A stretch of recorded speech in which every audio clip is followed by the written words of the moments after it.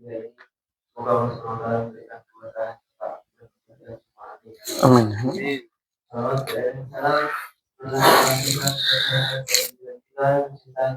Suara.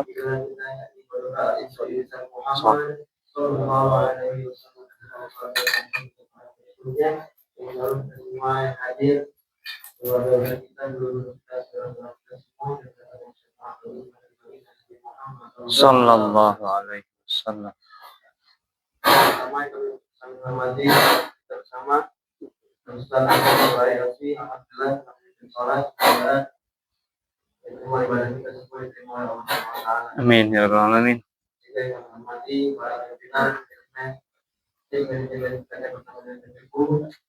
Bapak Ibu jemaah sekalian telah hadir dan semoga diridhoi oleh Allah Subhanahu wa taala.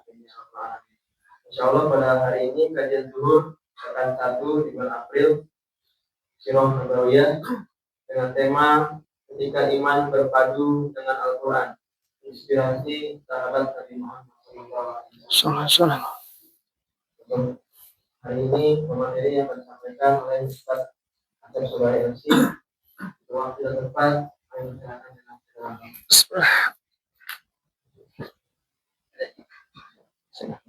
apa ya? Oh itu beda. Yang jadi masalah mic atau soundnya?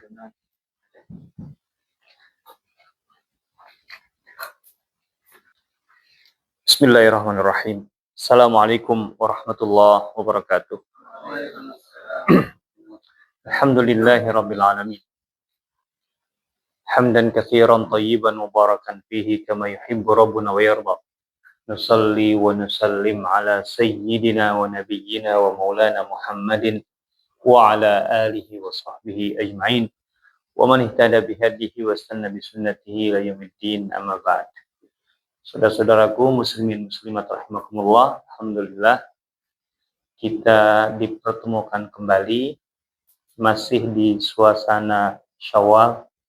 Katanya lebaran Idul Fitri itu 1 bulan. Selama bulan Syawal berarti masih lebaran. Berarti tidak salahnya untuk mengucapkan taqabbalallahu minna wa minkum kullu amin wa antum bi khair insyaallah taala. Amin ya rabbal alamin. Apa yang tersisa dari Ramadan? Sudah pergi, meninggalkan kita semua. Tapi tentu saja Ramadan sebenarnya adalah ajang latihan agar pembuktian dari latihan Ramadan ini sebenarnya berlaku 11 bulan ke depan. Artinya dari bulan Syawal sampai Sya'ban yang akan datang. Nah, untuk itu interaksi kita dengan Al-Quran sebenarnya yang tersisa atau sisa yang akan berlanjut setelah Ramadan. Puasa wajib itu tidak kita lakukan lagi setelah bulan Ramadan. Tapi interaksi dengan Al-Quran itu salah satu aktivitas yang memang mendapat sorotan paling tajam, paling kuat di bulan Ramadan selain berpuasa. Allah menyatakan syahrul Ramadan alladzi unzila fihil Quran.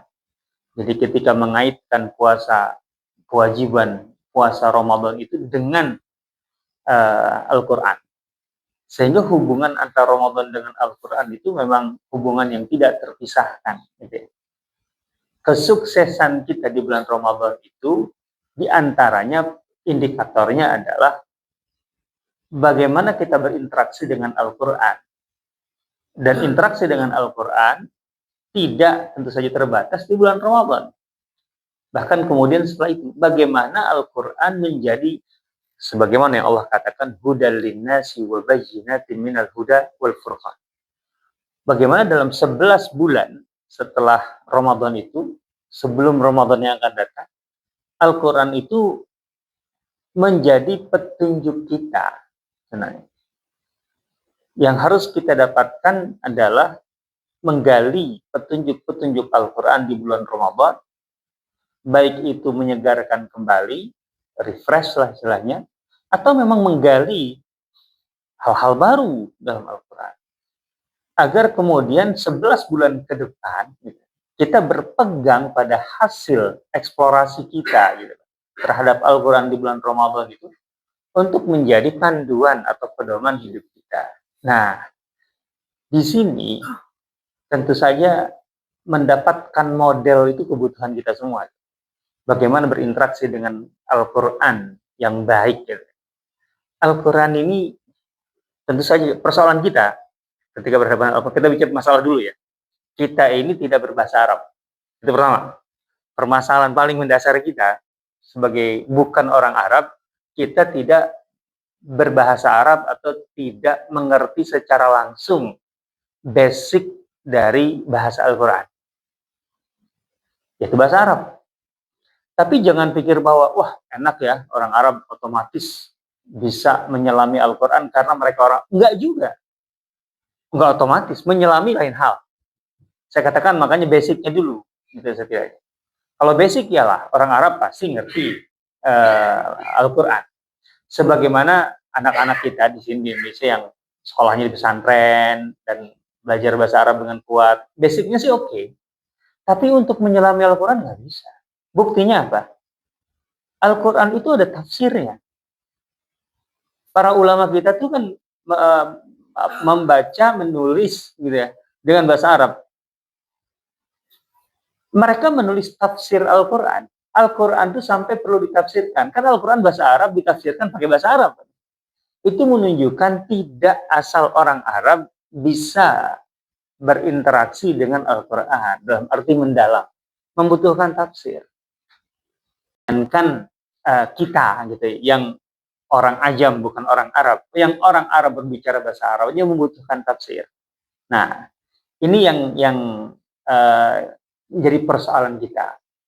Nah, cuma masalah ini bukan berarti menghalangi gitu ya, menghalangi interaksi Al-Quran. Karena apa? Apalagi sekarang dengan adanya media yang begitu luar biasa ya, secara banyak kok kajian-kajian yang bagus yang sekarang itu diunggah ya, di-upload ke internet, ke online, gitu. Kita bisa ikuti. Artinya yang betul-betul intensif belajar aspek Al-Quran itu alhamdulillah saya merasa dalam beberapa hal ya kayak ikut kuliah lagi gitu loh. Kalau mengikuti contohnya pelajaran-pelajaran dari Profesor Fadil As-Samurai. Beliau adalah bisa dikatakan ahli tafsir bahasa ya di level istilahnya paling tinggi topnya lah di dunia Islam sekarang. Beliau orang Irak. Diakui di seluruh dunia Islam. Buku-buku beliau ada di perpustakaan kami di Depok. Gitu ya. Saya tidak pernah bisa mengikuti beliau sebelumnya. Gitu ya. Sekarang saya bisa mengikuti. Dan dahsyat sekali. Sampai dia kan pengikutnya tentu saja yang mengikuti kajian ini juga banyak orang-orang Arab ya. Bukan banyak, semuanya orang Arab pada dasarnya. Hanya beberapa aja bukan orang Arab. Ada pernyataan begini. Jadi ketika beliau menafsirkan ayat Al-Quran, penafsiran bahasa secara logawi, orang Arab saja bilang, saya sudah baca ayat ini, ada yang bilang 20 tahun, 30 tahun, tergantung umurnya ya. Saya baru ngerti ternyata maksudnya begini. Itu orang Arab. Nah, tapi sebenarnya dengan media begini, gitu ya, kita tuh dimudahkan kok. Dibanding sebelumnya, harus baca buku. Kan baca buku tantangannya lebih besar biasanya. Baca buku itu ya bisa dibilang bagusnya boleh, tapi juga itu persoalan tersendiri. Ngoleksi buku itu kan lebih menarik ketimbang membuka covernya. Beli buku tertarik, oke beli. Gitu. Taruh aja di lemari gitu. Setahun tahun depan masih di wrapping. Nah itu dia persoalannya. Tapi ala kulihal maksudnya sekarang itu lebih mudah. Alhamdulillah. Ya. Dari sisi ini. Gitu. Nah, maka kita terbantu dengan banyak media sebenarnya. Terbantu. Tinggal yang kita butuhkan itu adalah arahan-arahan gitu. Agar yang kita dapat tuh betul-betul ngena gitu. Nah, bagaimana dulu sih para sahabat itu berinteraksi dengan Al-Quran? Nah, ini dia yang penting. Gitu. Pertama gini, para sahabat itu selalu menempatkan diri sebagai objek dari kalam Allah Subhanahu wa taala. Al-Quran itu kalam Allah. Jadi mereka tuh seakan-akan Allah tuh berbicara kepada mereka, menempatkan diri begitu. Di posisi ini kan kita bisa lakukan loh. Allah tuh sedang berbicara. Ingat, Al-Quran itu kalamullah. Al-Quran itu ucapan Allah. Allah berbicara kepada siapa? Kepada hambanya. Ini yang penting nih, yang pertama kali. Jadi ketika kita berinteraksi Al-Quran, Allah sedang berbicara kepada saya, bukan sedang berbicara kepada orang lain. Nah kan yang jadi soal tuh di kita, rata-rata ketika baca Quran, ya ini pahala lah intinya baca Quran. Betul, betul. Man qara'a harfan min kitabillah. Bayangkan, membaca satu huruf. Satu huruf itu maksudnya satu bunyi. Huruf itu maksudnya bunyi. Kan huruf itu bahasa dasarnya bukan yang tertulis, tapi yang terucapkan. Maka pahalanya itu 10. Kata Rasulullah SAW. La aqulu alif lam mim harf. Jangan salah kata Rasulullah. Bukan alif lam mim itu satu huruf, bukan. Tapi alifun harf, kita membunyikan alif. Kan alif lam mim kita baca. Alif lam mim. Alif itu satu huruf hitungannya. Satu kali bunyi alif. Lam satu huruf. Mim satu huruf. Jadi ada 3 huruf itu di situ. 3 bunyi kan. Alif, lam, mim. 3 bunyi. Itu masing-masing 10 loh pahalanya. Jadi itu aja udah 30. Coba bayangkan. Kalau udah baca satu halaman, 7 ayat minimal rata-rata kan. Rata-rata 6-7 ayat. Satu halaman. Wah, sudah bunyi, sudah berapa bunyi? Berapa huruf? Wah, mulai itu matematikanya keluar. Sekarang gampang di HP ada kalkulator. Wah, saya udah dapat berapa nih kali 10? Udah banyak ya satu halaman. Jangan begitu ya kalau baca Quran. Betul sih, memang Rasulullah SAW mengatakan bahwa satu huruf, satu bunyi itu 10. Tapi kan kalau gitu saya setengah halaman aja udah banyak kan gitu. Ya jangan begitulah gitu. Nah, artinya membacanya itu memang pahala. Tapi supaya kita mendapatkan sesuatu dari Al-Quran itu kan nggak cukup dengan menganggap Al-Quran, membaca Al-Quran itu pahala. Kalau para sahabat itu begini, menempatkan diri sebagai objek yang diajak bicara oleh Allah Subhanahu wa taala. Jadi Allah sedang berbicara kepada kita. Nah gitu kalau para sahabat. Makanya ketika ada ayat-ayat, apalagi ya, ayat-ayat yang dimulai dengan ya ayyuhalladzina amanu contohnya. Ya ayyuhan nas yang lebih umum. Ya ayyuhalladzina amanu lebih khusus. Ya ayyuhan nas kan seluruh manusia. Ya ayyuhalladzina amanu orang-orang beriman. Lah kita kan semua manusia. Secara umum. Berarti kan termasuk dong yang dipanggil oleh ayat ini. Apalagi ya ayyuhalladzina amanu lebih spesifik, nggak semua manusia beriman. Nah, dari situ ketika ada ayat yang dimulai dengan ya ayyuhalladzina amanu, kalau para sahabat itu langsung istilahnya langsung menyiapkan diri. Allah memanggil kita. Memanggil. Ya dalam bahasa Arab itu harfun nida.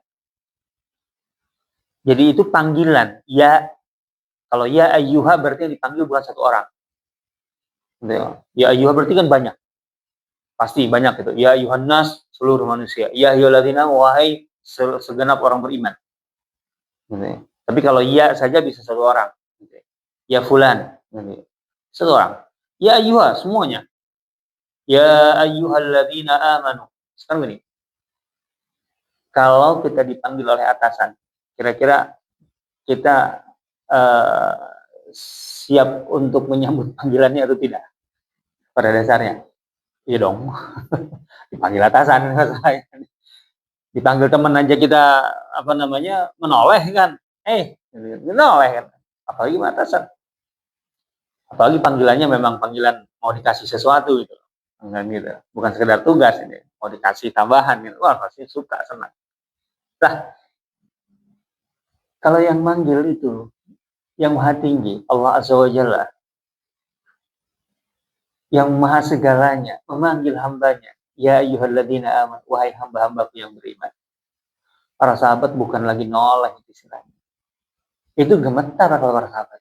Ya ayyuhalladzina amanu. Allah manggil kita.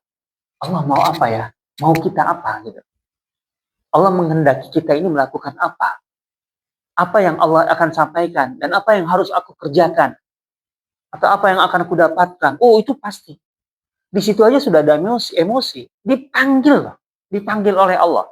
Kalau para sahabat tuh sudah ada emosi. Nah, yang jadi soal kita kan baca Quran ya itu karena menganggap ini kan pahala, dibaca aja. Tapi kan lewat itu. Ya ayyuhalladzina amanu taqullaha haqqa tuqatih. Baca aja sih.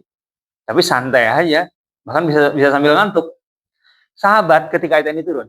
Ini contoh ya. Ya ayyuhalladzina amanu taqullaha haqqa tuqatih wa la tamutunna illa wa antum muslimun. Itu ayat yang sering kali kita dengar ya. Jumatan kan selalu dibaca itu.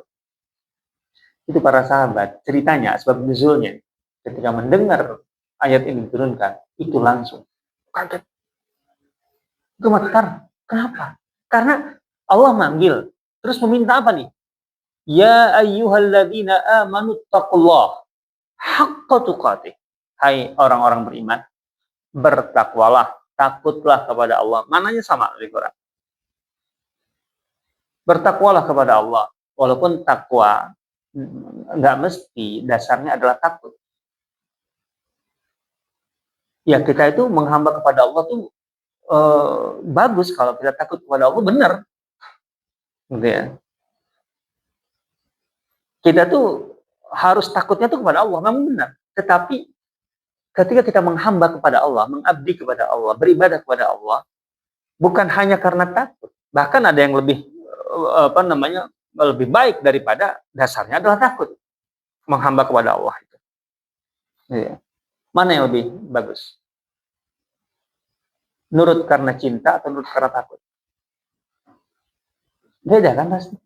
Iya, sama-sama nurut karena takut. Suami bisa takut istri kan? Bisa lah. Bisa. Ya. Tapi kalau sayang istri kan beda. Akan lebih beda lagi kan?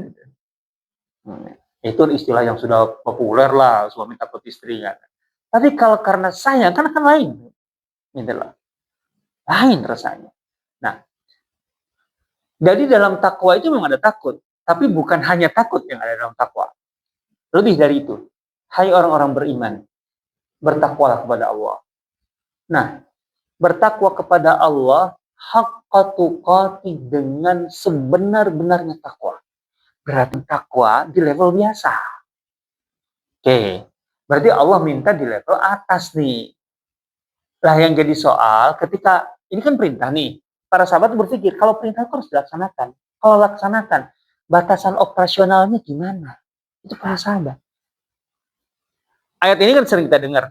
Pernah nggak kita bertanya kepada diri sendiri, Allah menyuruh kita dengan sebenar-benarnya takwa. Emang ketika ini perintah, harus dilaksanakan dong. Batasan pelaksanaannya gimana? Ayo, laksanakan praktisnya, operasionalnya. Batasannya apa? Sebenar-benarnya takwa. Para sahabat mah langsung nanya ke Rasulullah SAW. Ya Rasulullah, ma haqqa tuqatih. Apa batasan dari haqqa tuqatih agar kami bisa menjalankan perintah Allah ini? Karena Allah menyuruh kami untuk bertakwa kepada Allah dengan sebenar-benarnya takwa. Banyak di antara kita yang tidak mendalami ayat ini, padahal sering dengar. Allah tuh pengennya apa sih dari kita dengan haqqa tuqatih? Para sahabat nanya ke Rasulullah. Rasul bilang apa? Di antara keterangan beliau, ayyuta'a fala yu'sa. Kamu taat kepada Allah dan tidak pernah maksiat. Itu sebenar-benarnya takwa itu.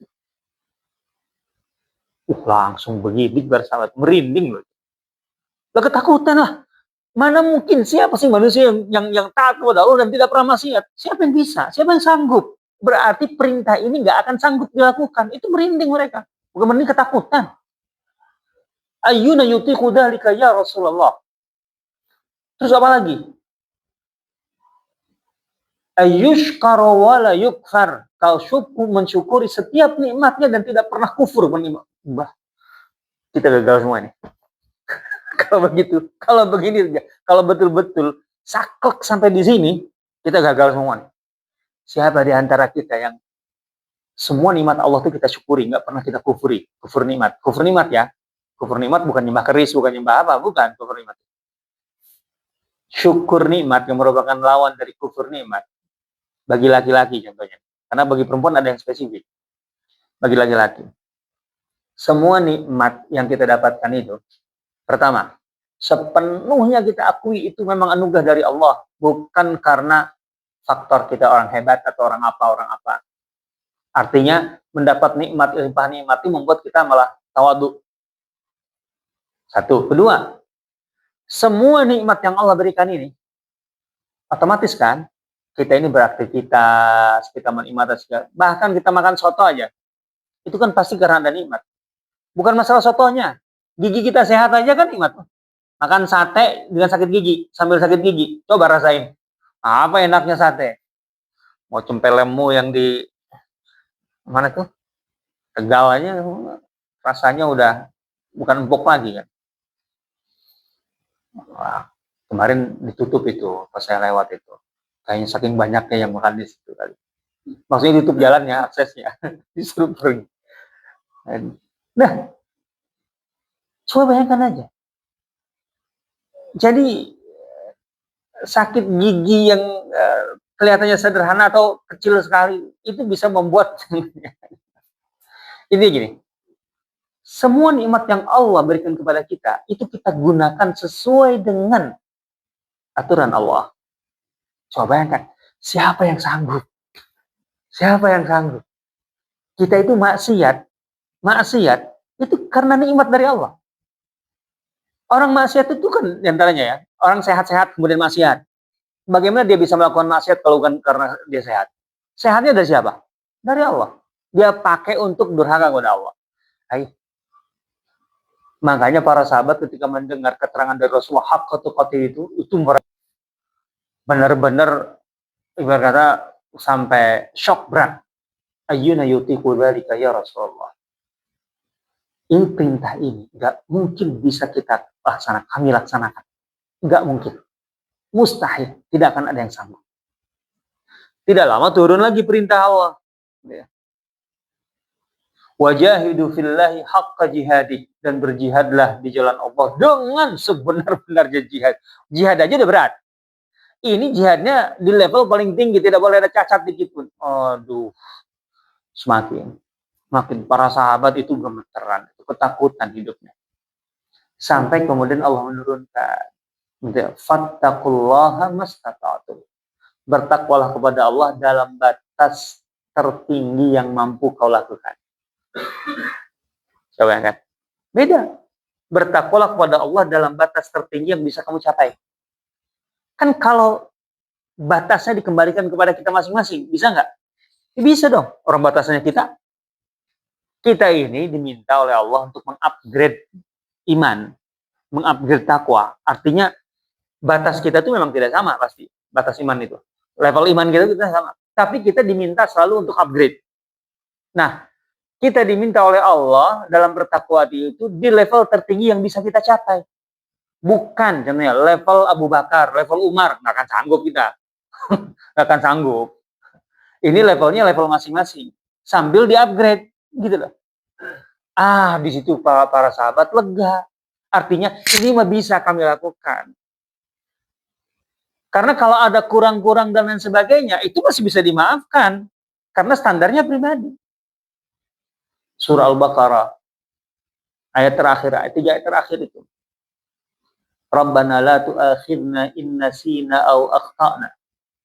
Itu kan ayat ini yang ketika diturunkan kepada Rasul, itu Rasulullah paling bahagia itu diantaranya ini, karena ayat ini. Rabbana la tu'akhidna, ya Allah, jangan jadikan kami berdosa, gitu ya. Artinya jangan hukum kami, gitu ya. Innasina, jika kami lupa atau kami keliru. Subhanallah. Keliru ya, bukan sengaja melanggar, beda. Keliru itu maksudnya benar tapi kemudian meleset. Nah, itu gitu. Orang kalau sengaja dosa mah ya pada dasarnya itu kan pada dasarnya disiksa kecuali taubat. Tapi kalau orang niatnya benar tapi meleset, itu diampuni oleh Allah. Rabbana la tu'akhidna in nasina aw akhtana. Ya Allah, ini melegakan sekali. Ya Allah, jangan hukum kami karena kami lupa. Ingat, umat terdahulu, kalau lupa, itu tetap berdosa. Tapi umat Islam, umat Rasulullah SAW, ini diantara khasais, ini antara kelebihan umat Rasul. Rabbana la tu'akhidna in nasina aw akhtana. Rabbana wa la tahmil 'alaina isran kama hamaltahu 'alal ladzina min qablina. Ya Allah, jangan bebani kami gitu ya, dengan beban-beban berat gitu, dengan dosa-dosa gitu, belenggu sebagaimana yang dulu pernah membelenggu umat-umat sebelum kami.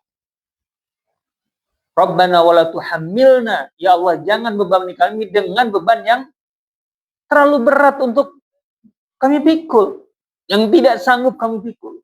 Nah, wa'fu anna waghfir lana warhamna anta maulana fansurna 'alal qawmil kafirin. Nah, kita kembali kepada para sahabat. Para sahabat itu begitu. Jadi ketika membaca Al-Qur'an itu menempatkan diri seakan-akan mereka sedang diajak bicara oleh Allah. Nah, ini kuncinya.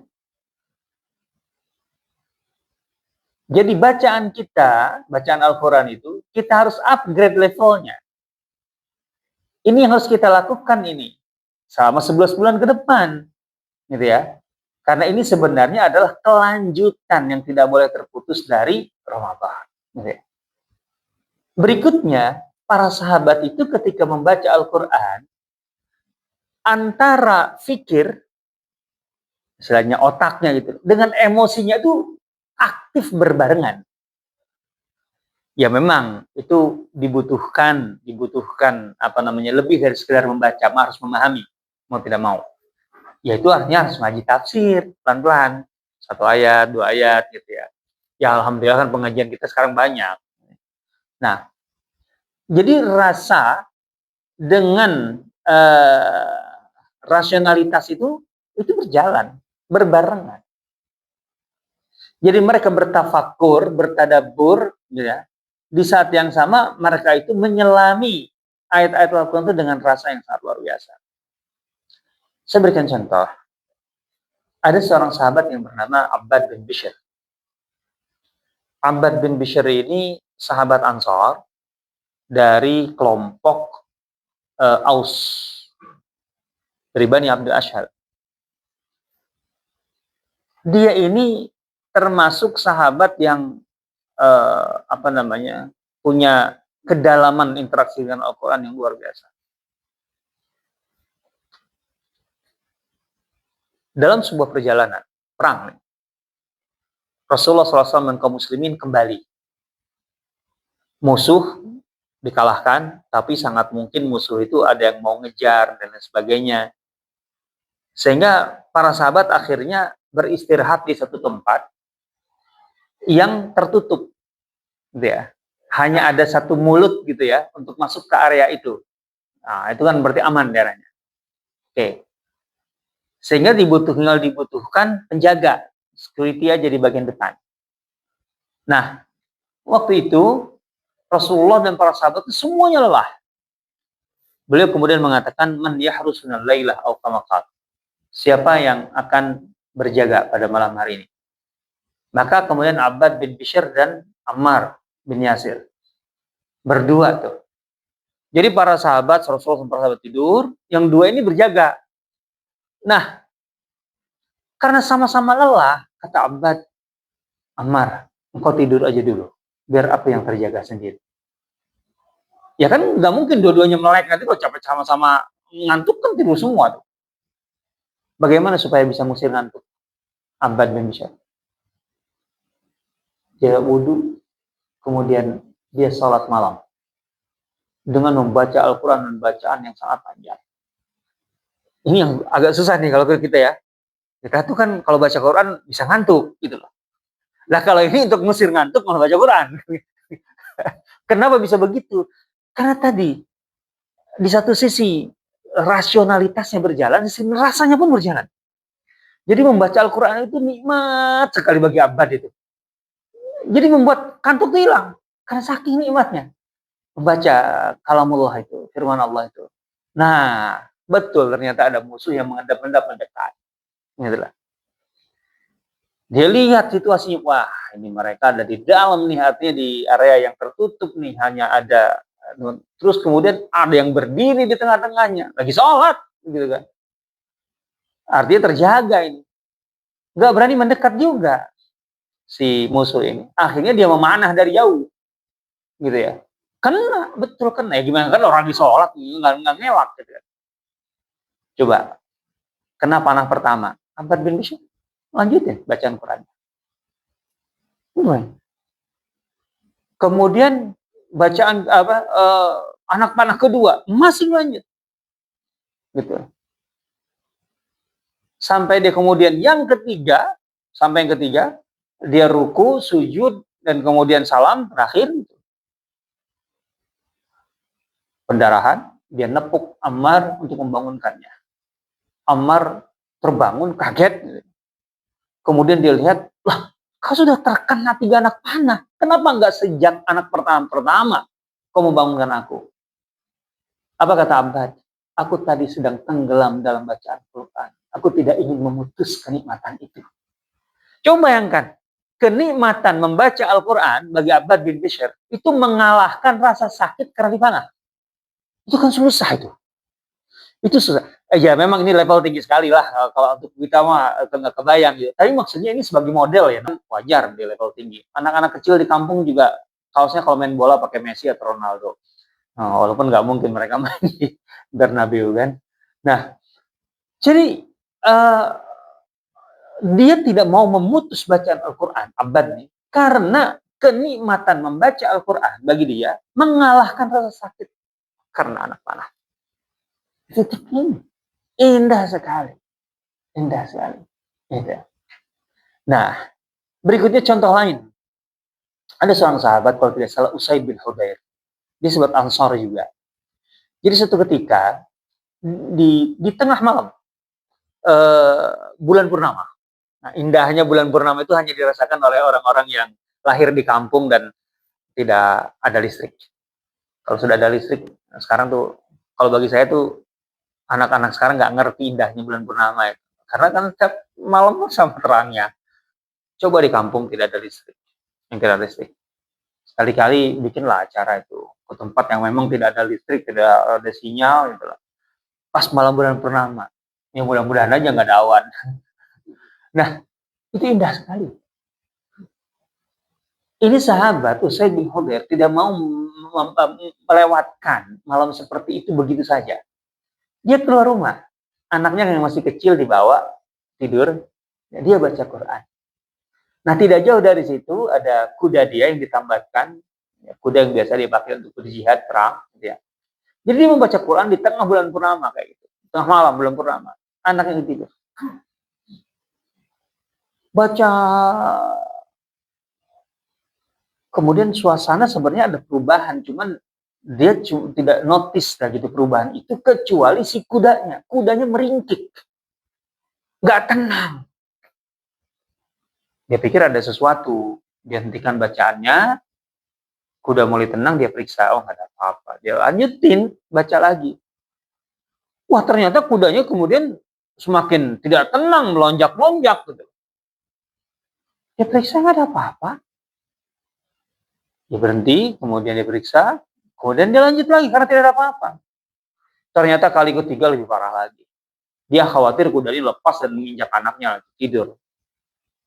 Maka dia hentikan. Nah dia baru kemudian ngerasanya, kok ini lebih terang dari biasanya.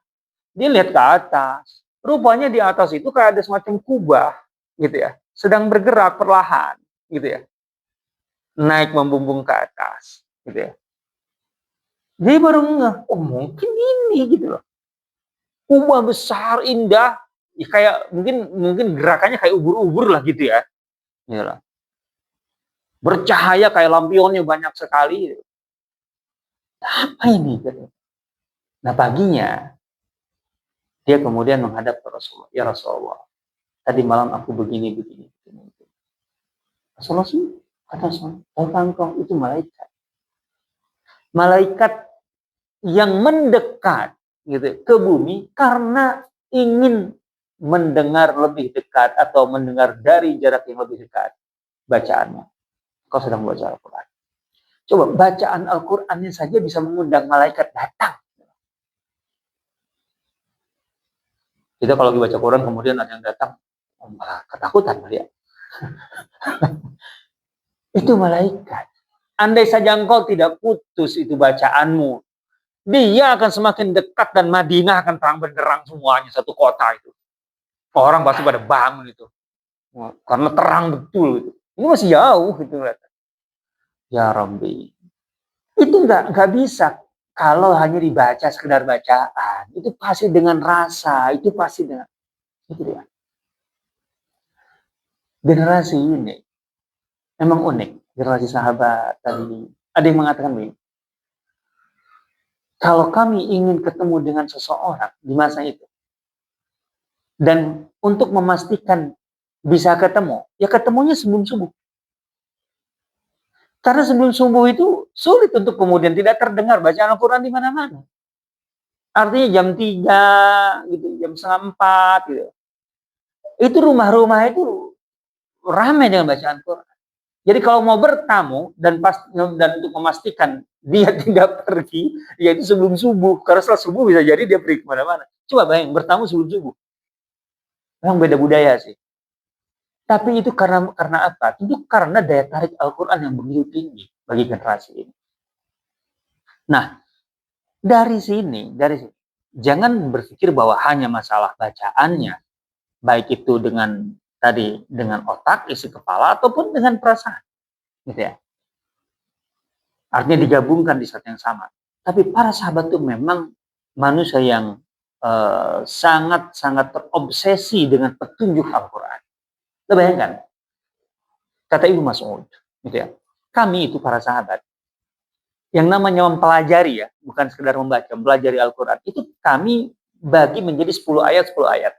10 ayat, 10 ayat. Kami tidak akan melewati 10 ayat, kecuali kami sudah memahami maknanya, maksudnya, kami tahu tuntutannya, dan kami sudah bisa melaksanakannya.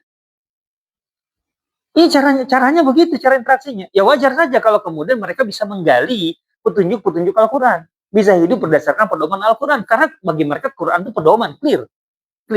Gitu ya. Kalau kita kan masih sebagai bacaan. Itu yang umumnya kita ya. Para sahabat enggak, karena begitu metodenya.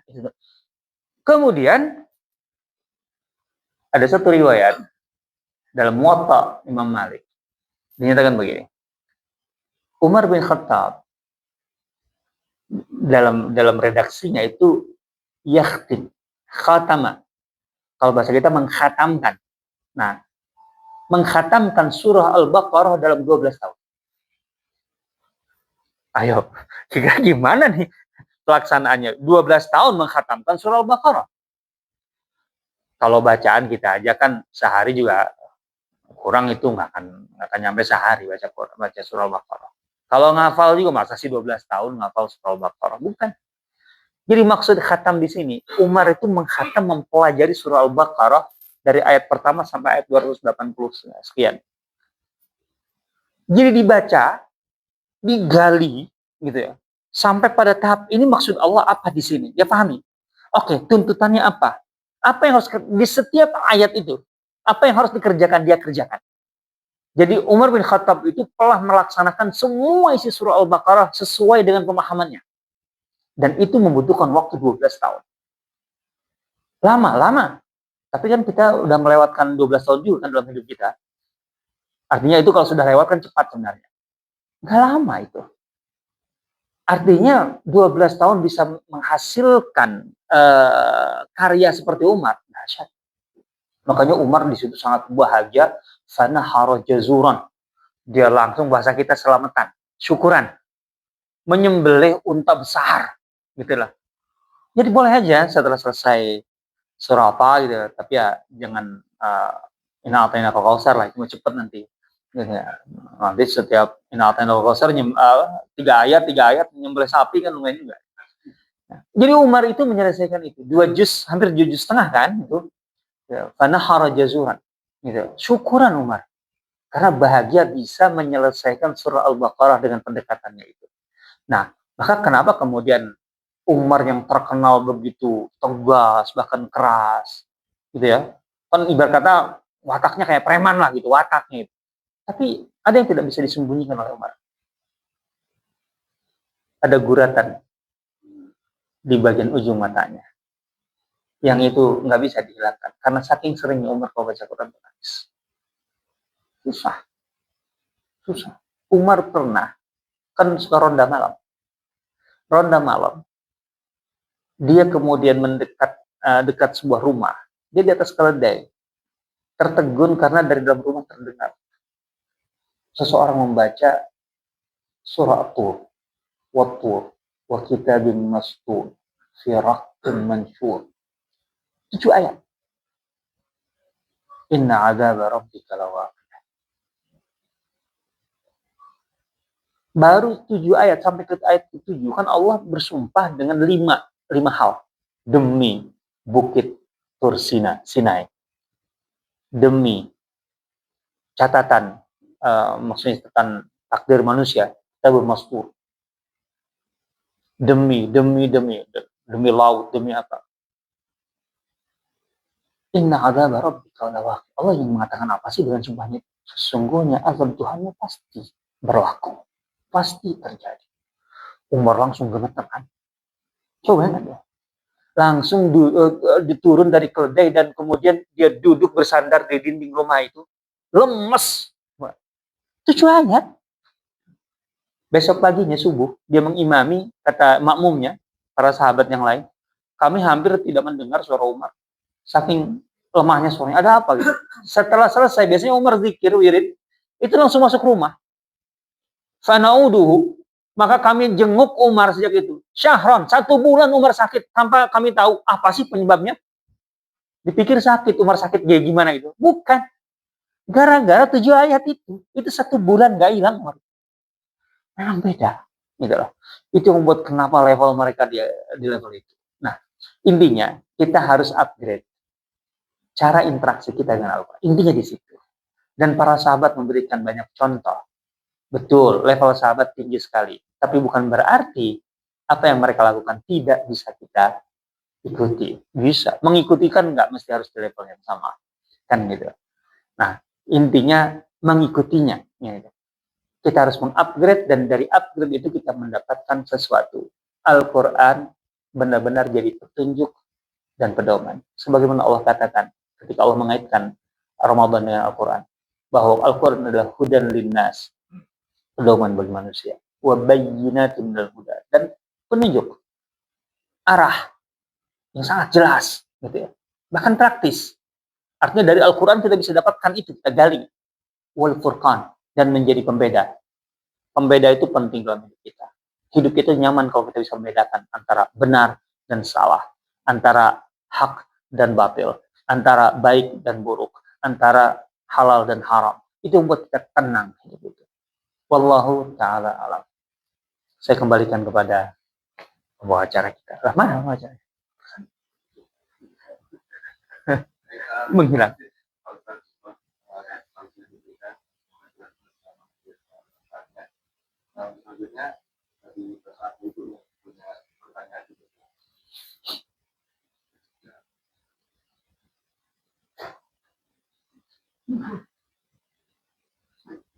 Langsung aja lah.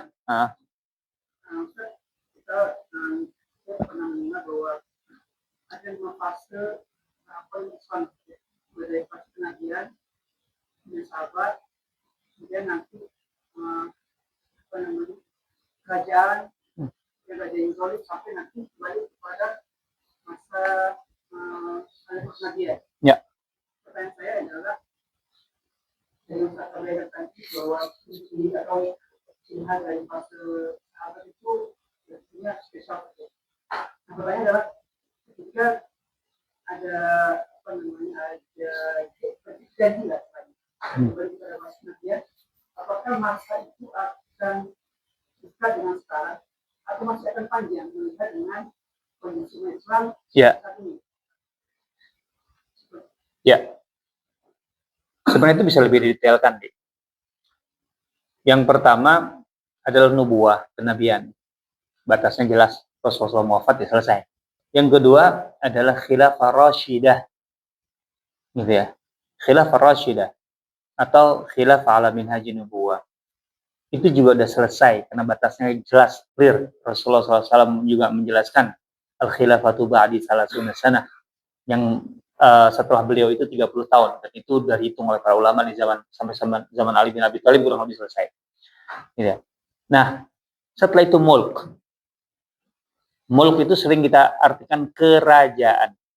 Tapi menurut saya, mulk itu adalah ini yang harus membedakan antara mulk dan khilafah sebelumnya. Apa yang membedakan antara khilafah dengan mulk? Padahal sama-sama ada pemimpin di situ. Selain Nabi, manusia biasa. Kan gitu ya. Kan khilafah rasyidah kan Abu Bakar, Umar, Utsman, Ali, kan bukan Nabi. Manusia biasa. Kenapa setelah itu juga manusia biasa, bukan khilafah tapi mulk? Gitu loh. Itu harus tahu. Maka menurut saya masalahnya bukan kerajaannya. Mulk itu adalah kepemilikan. Beda.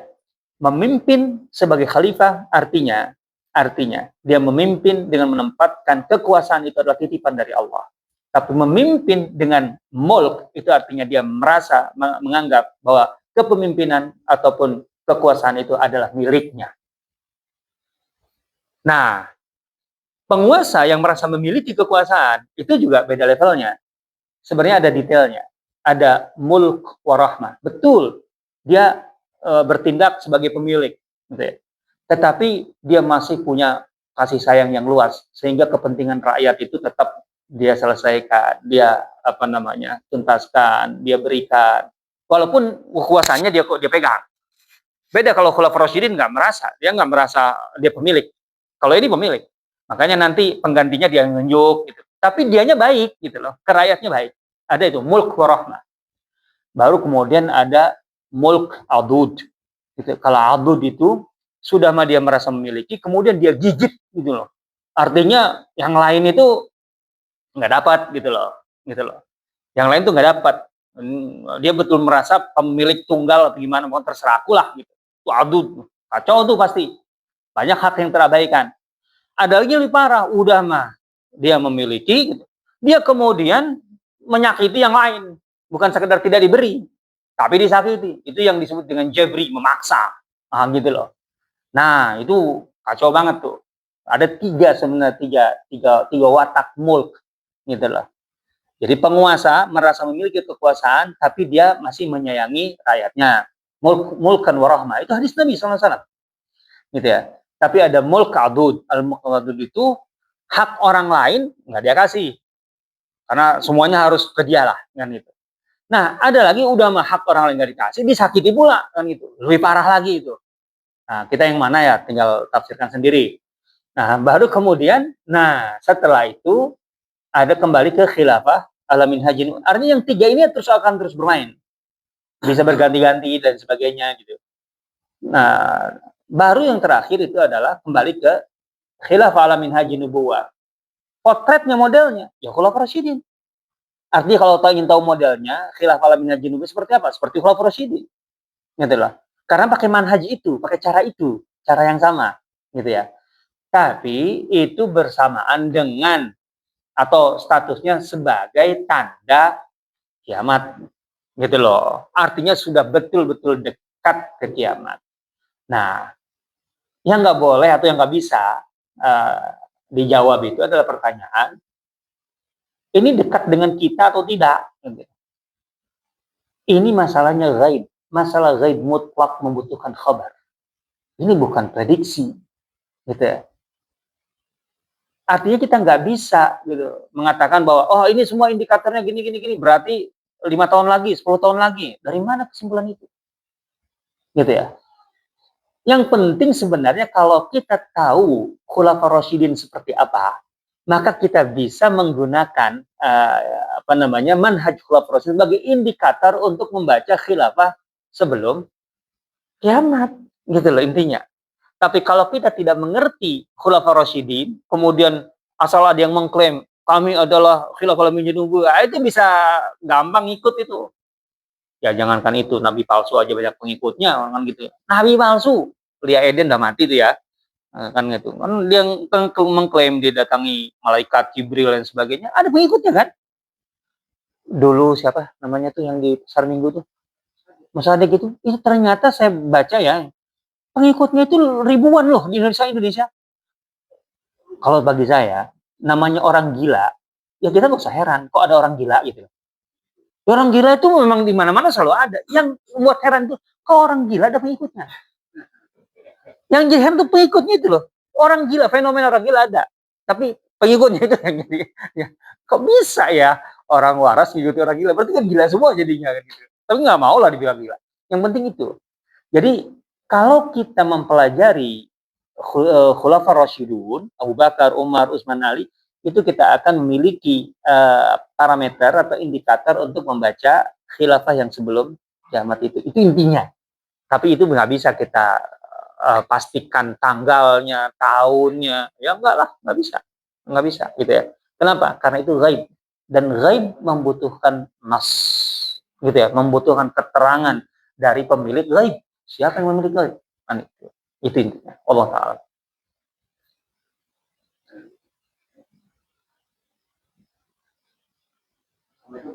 Assalamualaikum. Tadi Ustaz katakan bahwa Umar bin Khattab pernah melakukan belajar menghatakan surat Al-Qur'an. Ya. Itu sesuatu yang sulit dan melakukan contohnya. Apa dia Ustaz? Al-Qur'an itu kan banyak berulang sebagai juga ya. Dari seluruh Al-Quran, dari seluruh topik yang bisa Al-Quran, apa rekomendasi Ustaz? Apakah kita mulai dari Allah, kemudian melakukan itu, atau kita mencari topik-topik misal pertama tauhid, nah kita akan cari itu di situ ayatnya di mana saja, kemudian kita belajar di tafsirnya, kita amalkan, setelah tauhid, apa menurut saya kalau pendekatan bisa dua-duanya gitu loh. Artinya bisa per tema, tematik, bisa ya tanpa tema. Karena soalnya begini, contoh gini, kalau tadi menentukan tema tauhid, menurut saya nggak bisa dong. Kita menetapkan, saya ingin mempelajari tauhid dan Al-Quran, mana ayat-ayat yang semua ayat Al-Quran itu ayat tauhid. Al-Quran itu secara keseluruhan itu akan merujuk semua ayat Al-Quran pasti mengandung tauhid, pasti mengandung tauhid. Coba gini kira, ketika berbicara tentang hubungan kita dengan Allah, ini hubungan apa sih? Apakah hubungannya hubungan instruksi, Allah perintah gini? Menurut saya salah. Allah itu bukan penguasa dalam arti kayak manusia yang pengennya dilayani, pengennya dia, bukan. Ayat-ayat tentang perintah dari Allah, coba perhatikan baik-baik. Itu akan dikaitkan hubungannya, dikaitkan dengan apa? Dengan nikmat yang Allah berikan. Allah memberikan nikmat kepada bahwa Allah itu yang mengayomi, Allah itu yang memberi, Allah itu yang apa. Kemudian, wahai manusia, sembahlah Allah. Ya ayuhan nas wa'budu, ayat pertama, tauhid, ayat perintah ibadah, dalam surah Baqarah. Ya ayuhan nas wa'budu rabbakumul ladzi khalaqakum. Lihat. Ini ayat pertama loh, perintah untuk bertauhid. Perintah, ayat perintah. Ya, ayat perintah. Ya ayuhan nas wa'budu rabbakumul ladzi khalaqakum wal ladzina min qablikum la'allakum tattaqun. Wahai segenap manusia, sembahlah Tuhanmu yang telah menciptakan kamu. Lihat, untuk bertauhid itu dimulai dengan anugerah. Artinya Allah memberikan alasan. Kamu itu terhadir dalam kehidupan dunia. Kamu itu berlimpah kenikmatan, kemudahan dalam hidup. Itu semua adalah dari Allah. Untuk itulah, karena itulah, kan jadi wajar kalau kita kemudian menghamba kepada Allah. Orang yang menciptakan kita, yang mengadakan kita dari tiada adalah Allah, dan kemudian bukan hanya mengadakan, memberi, memfasilitasi, mengayomi adalah Allah, terus kemudian kita menghambakan dirinya kepada selain Allah gitu.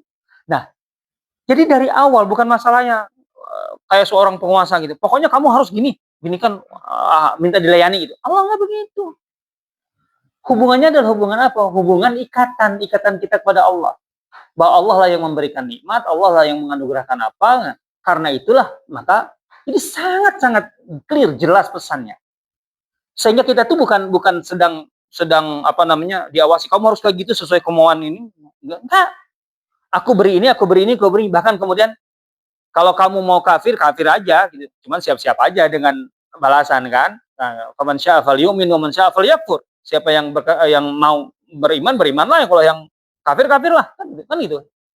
Artinya sampai fahadainahun najdain. Kita diberi pilihan oleh Allah. Mau milih jalan lurus atau jalan kan gitu kan. Cuman ya siapa aja ngambil resiko gitu. Dan kamu sebenarnya tidak punya alasan untuk menyimpang dari jalan Allah. Kenapa? Lah kamu itu hidup semuanya. Bahkan untuk maksiat aja tadi. Orang bisa nggak maksiat tanpa nikmat? Nggak mungkin. Dia mau apa? Membeli fasilitas untuk yang ancur-ancuran lah hidupnya. Kan tetap harus ngeluarin duit. Semuanya itu nikmat dari Allah. Dia harus sehat. Orang maksiat baru sakit kan gak enak juga kan sebenarnya. Ya kan? Badan bugar kan gitu kan. Baru maksiat itu dalam tanda petik enak gitu loh. Nah, kan gitu. Coba bayangkan. Jadi nggak ada wajar-wajar lah kau menghambakan diri kepada selain aku. Kan gitu istilahnya. Kenapa? Karena aku yang memberi kamu.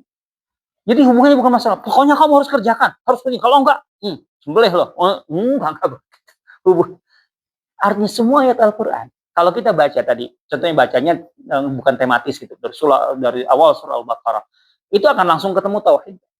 Dari Al-Fatihah aja udah ketemu tauhid. Kata alhamdulillahirabbil alamin. Alhamdulillah saja sudah tauhid di sini. Loh, kan kata al aja dalam penafsiran ulama. Al tufidul istighraq. Jadi al dalam hamd itu kan pujian. Alif lam di situ itu untuk menunjukkan tidak ada yang pantas dipuji selain Allah. Itu sudah tauhid. Sudah akidah itu dari awal. Kita bisa memuji atasan, kita bisa memuji orang yang berbuat baik pada kita sebagai bentuk terima kasih. Iya, betul. Itu harus kita lakukan.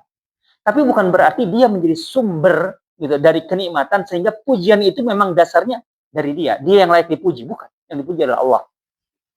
Itu maksudnya. Dari situ aja udah tauhid. Kata alhamdulillah menunjukkan tauhid, akidah.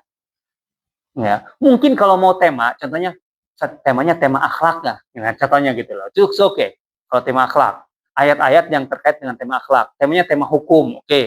Tema hukum apa aja nih? Kan ada ayat al-ahkam kata para ulama. Ayat ahkam berarti ayat-ayat hukum kan. Oke, itu yang sifatnya operasional, teknis gitu ya. Tapi ada ayat-ayat yang sifatnya akhlak. Akhlak lebih luas dari hukum. Akhlak lebih luas dari hukum, gitu ya. Coba ayat-ayat yang terkait dengan akhlak kita baca. Itu dua-duanya pendekatan bisa. Tapi kalau akidah atau tauhid menurut saya nggak pas. Itu bukan tema. Karena seluruh isi Al-Quran adalah tauhid dan akidah, gitu ya. Allah Ta'ala alam. Ayat.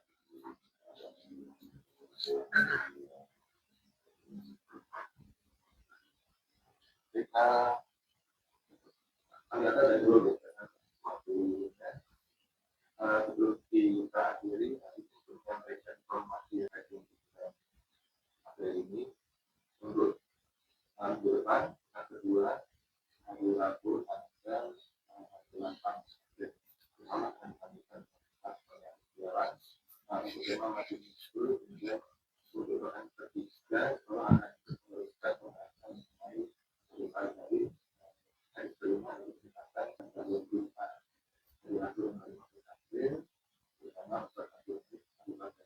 kemudian untuk keempatnya melanjutkan sifatnya muslim teman-teman menggunakan iman bersama kemudian yang kelima tanggal 27 April bersama bersama ini mencoba mengokohkan baik, Bapak Ibu semuanya, semoga Allah memberkati kita ya. Amin.